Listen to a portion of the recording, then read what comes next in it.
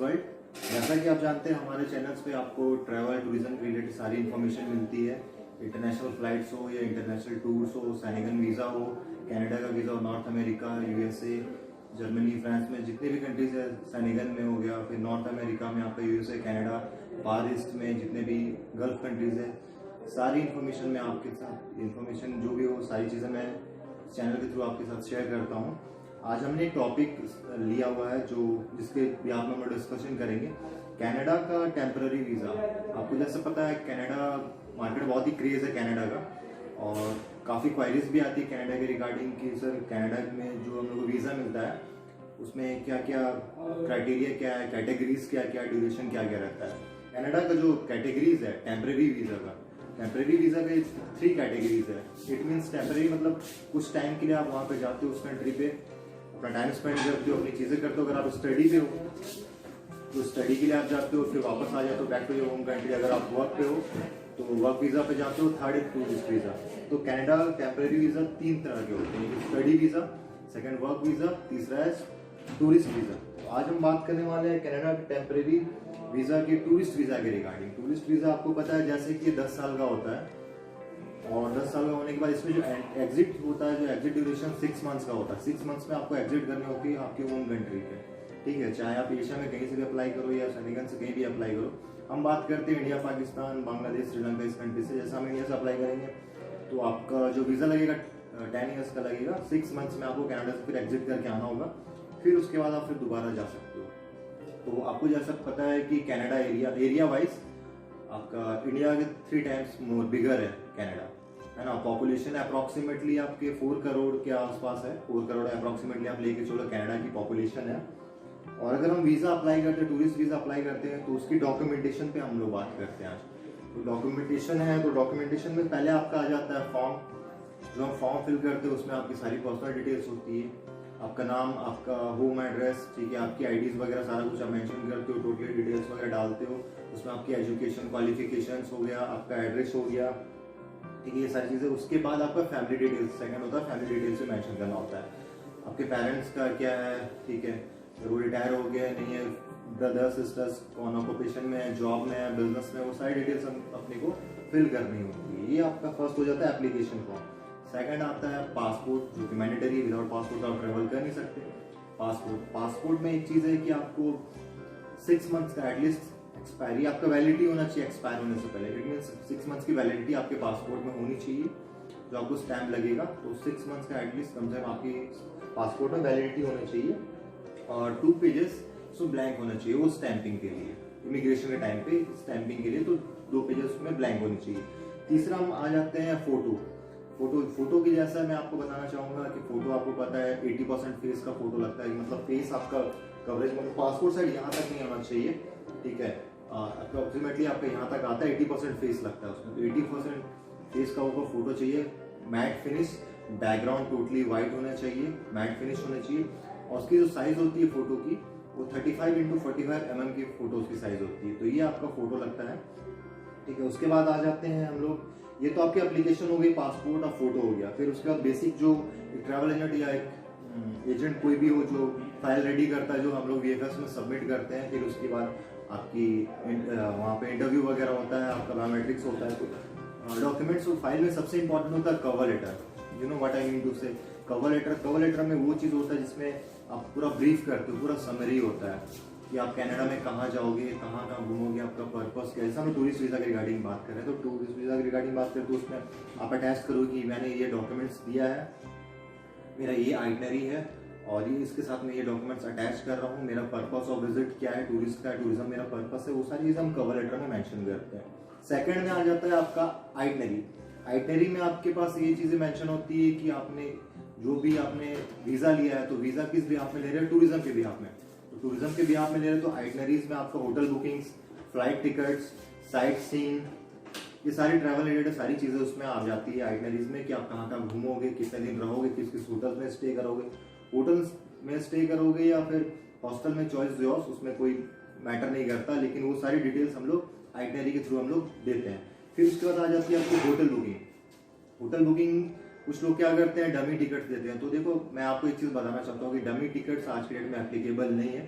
उसमें आपकी फाइल की रिजेक्शन की चांसेस ज़्यादा मैक्सिमम बढ़ जाती है। अगर आप चाहते हो कि 100% श्योर मैक्सिमम 100%, तो हम लोग कहते हैं, फिर भी मैक्सिमम चांसेस इंक्रीज होती है अगर आप होटल बुकिंग करते हो विथ वाउचर। अगर वाउचर लेकर के आप होटल बुकिंग करो, is much better for you, आपके फाइल के लिए भी बेटर है, आपके रिकॉर्ड के लिए भी बेटर है।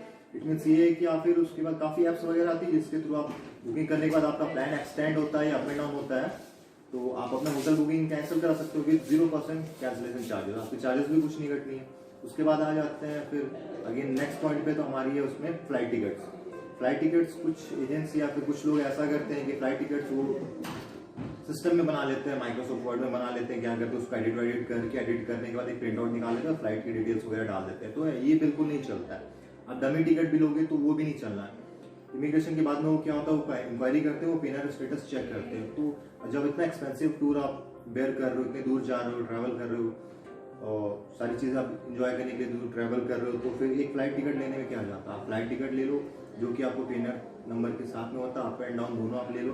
बाद में आपका फ्लक्चुएट अगर करता है आपका टूरिज्म के रिगार्डिंग, जो भी आपने टूरिस्ट वीज़ा के लिए अप्लाई किया है, ट्रैवल फ्लक्चुएट करता है, तो उस चीज़ को आप एक्सटेंड कर लेना या कैंसिल कर लेना, कोई फर्क नहीं पड़ता। तो पीएनआर नंबर के साथ वाली आपको फ्लाइट टिकट लेनी है, बाद में आप कैंसिल कर सकते हो on behalf of your travel journey date journey के हिसाब से। उसके बाद आ जाते हैं ट्रैवल इंश्योरेंस। इंश्योरेंस आपको पता है, जैसा मैंने बताया था लास्ट वीडियो में, सैनिगन जो यूरोपियन कंट्रीज है, अगर वहाँ पे आप जाते हो, ट्रैवल करते हो, टूरिस्ट वीज़ा के लिए अप्लाई करते हो, तो 30,000 यूरोज का आपको ट्रैवल इंश्योरेंस होना चाहिए। लेकिन कनाडा में ये है कि 50,000 डॉलर्स, इट मीन्स का इतना कवरेज होना चाहिए। तो आप जब भी ट्रैवल इंश्योरेंस आप ले रहे हो कनाडा जाने के लिए, तो $50,000 पे एटलीस्ट कम से कम उतना का कवरेज आप लेकर चलना, और उस हिसाब से ही आप इंश्योरेंस बुक करना, और कोशिश करना कि मैक्सिमम स्टे पे आप उस चीज़ को लेकर के अपने वीज़ा के रिगार्डिंग उतना स्टे ड्यूरेशन के हिसाब से वो आप इशू करवाओ या फिर वो बाई करो, वो परचेज करो अपने इंश्योरेंस। उसके बाद आते हैं फाइनेंशियल डॉक्यूमेंट्स। फाइनेंशियल डॉक्यूमेंट्स में पहला जाता है आईटीआर, इनकम टैक्स रिटर्न। आपको पता है 2 से 3 साल का इनकम टैक्स रिटर्न हमने को देना पड़ता है डॉक्यूमेंट्स में, जिसमें भी आपको सारी चीज़ें उनको पता चलती है। जो वीज़ा ऑफिसर वो लोग चेक करते हैं कि आपने रिटर्न फाइल किया है कि नहीं किया, कितना आपका ट्रांजेक्शन ईयरली होता है, आपका पैटर्न क्या है ट्रांजेक्शन का। उसके बाद होता है अकाउंट स्टेटमेंट। 6 मंथ्स का अकाउंट स्टेटमेंट चलता है, उसमें नीडेड होती है कि स्टेटमेंट वो लोग देखते हैं कि आपकी जो पैसे जो अप एंड डाउन हो, जो फ्लक्चुएट कर रहा है, जो ट्रांजेक्शन डेबिट और क्रेडिट हो रहा है, किस रेशियो में हो रहा है, ठीक है, वो जेन्युइन है या नहीं है। उसके बाद हम लोग जो चेक करते हैं, जैसे अकाउंट स्टेटमेंट हम लोग लेते हैं, तो अकाउंट स्टेटमेंट जो भी प्रिंट आउट आप करोगे, उसको आपको ये करना है कि प्रिंट आउट आप बैंक के पेपर पे मत करवाओ। बैंक के पेपर में क्या होता है, बोथ साइड्स में डॉटेड होते हैं, तो A4 साइज से थोड़ा बड़ा होता है। तो आपने क्या करना है कि A4 साइज का जो प्लेन पेपर होता है उसमें प्रिंट आउट करवाओ अपने स्टेटमेंट, फिर उसके बाद उसमें आपने क्या करना है, बैंक की साइन विद स्टैम्प करवाना है, वो एकदम परफेक्ट एक्यूरेट काम हो गया आपका, ठीक है। उसके बाद हम लोग आ जाते हैं एसेट्स, प्रॉपर्टीज। तो आपको कुछ बैकअप दिखाना है, वीजा ऑफिसर को ये शो होना चाहिए कि हाँ आप कनाडा जा रहे हो, तो कनाडा घूम के फिर वापस आओगे, या फिर आपके पास इतने सफिशिएंट फंड्स है, ठीक है, जिसमें आप अपना एसेट्स में शो कर सकते हो, अपनी प्रॉपर्टी, लैंड के पेपर्स डाल सकते हो, म्यूचुअल फंड्स डाल सकते हो, आपकी पॉलिसीज वगैरह डाल सकते हो, और इसमें आपकी आ जाती है एफडी हो गया, ठीक है, ये सारी चीज़ें आप अपने डाल सकते हो। उसके बाद आ जाता है सोर्स ऑफ इनकम। आपको एक जेन्युइन सोर्स ऑफ इनकम दिखाना है, क्योंकि आप कनाडा जा रहे हो तो आपको पता ही काफ़ी एक्सपेंसिव टूर होता है, फ्लाइट टिकट्स भी बहुत एक्सपेंसिव होती है, वहाँ डॉलर्स चलते हैं, और इंडियन कंपैरिजन के आप हिसाब से देख लो, करेंसी के हिसाब से, तो आज के डेट में 74-75 का रेशियो चल रहा है $1 का इंडियन रुपीज़ में। तो सफिशिएंट फंड्स आपको दिखाने होती है। आपकी फाइल जो भी सबमिट आप करते हो या फिर जो भी प्रिपेयर करते हो, जस्ट फोकस ऑन दैट, आप उसमें काम करो, उसको प्रिपेयर करो, कोशिश करो कि वो बिल्कुल जेन्युइन फाइल लगे, बिल्कुल आप जेन्युइन ट्रैवलर लगो, उसमें कोई एरर ना हो, क्योंकि इसमें मैक्सिमम चांसेस होती है कि आपकी रिजेक्शन की चांसेस इशू होने की बहुत ज़्यादा ही बढ़ जाती है। फाइनेंशियल डॉक्यूमेंट्स के बाद हम लोग आ जाते हैं, अगर इनकेस अगर आप जॉब होल्डर हो, आप कहीं जॉब करते हो, तो उस भी आप में आपको एम्प्लॉयमेंट लेटर देना होगा, आपकी सैलरी स्लिप देनी होगी, और एक एनओसी देना होगा। It means no objection certificate, जो आपकी कंपनी के थ्रू आपको प्रोवाइड की जाती है, जिसमें आप एक लीव ले रहे हो, लीव के थ्रू आप अपने ट्रैवल जो जर्नी करना चाहते हो उसमें आप जा रहे हो, कंपनी को कोई ऑब्जेक्शन नहीं होता। अगर आप बिजनेस होल्डर हो, तो इट मीन्स आपको क्या डॉक्यूमेंट्स देने होंगे, पहला आपका रजिस्ट्रेशन, कंपनी रजिस्ट्रेशन, आप प्रोप्राइटरशिप भी दे सकते हो। अगर आपकी कंपनी पार्टनरशिप वाली है तो आप पार्टनरशिप डीड दोगे, ठीक है। पार्टनरशिप डीड के अलावा आप ये काम कर सकते हो, अगर आपकी ट्रांजेक्शन जो भी है आपकी 30 लाख से अबव है ईयरली, तो उसमें आपको जीएसटी नंबर भी आप दे सकते हो। ये add on services, add on documents है।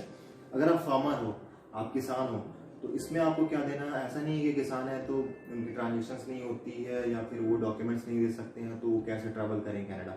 अगर आप फार्मर है तो आप प्लॉट के पेपर्स दे सकते हो, अपने लैंड के पेपर दे सकते हो, उसमें अटैच कर सकते हो और अपनी स्टेटमेंट आप ऐड ऑन कर सकते हो। अगर आप रिटायर्ड पर्सन हो तो रिटायर्ड पर्सन क्या करेंगे, वो रिटायरमेंट के जो लेटर्स होते हैं, रिटायरमेंट लेटर हो गया, पेंशन स्लिप्स हो गया, वो आप दे सकते हो, उसमें ऐड कर सकते हो अपने डॉक्यूमेंट्स में। अगर आप स्टूडेंट हो तो स्टूडेंट के पास तो सफिशिएंट फंड्स होते ही हैं, तो वो ट्रैवल कैसे करेगा, तो ट्रैवल ऐसे कर सकता है कि उसकी जो फाइल रेडी होगी उसमें वो उसको अपने कॉलेज या स्कूल से एक लीविंग लेटर लेना होता है, जिसमें स्कूल या फिर कॉलेज एक मेंशन करता है कि हमारा ये स्टूडेंट है तो ये इतने दिन की लीव पे जा रहा है अपने जर्नी के लिए, ट्रैवल के लिए, तो उस पर आपको एक लीव की सर्टिफिकेट मिल जाती है, आप वो ऐड ऑन कर सकते हो। दूसरा, आपके जो गार्जियंस है जिनके फंड्स पे आप जा रहे हो तो एक स्पॉन्सरशिप की लेटर बनती है, तो स्पॉन्सरशिप की लेटर बनती है तो एक स्पॉन्सर लेटर वो लगेगा, और बाकी जो आपको स्पॉन्सर कर रहा है फंड, तो उस स्पॉन्सर के सारे डॉक्यूमेंट इसमें अटैच होने हैं, ठीक है। और उसके बाद आ जाता है इन्विटेशन वाली बातें।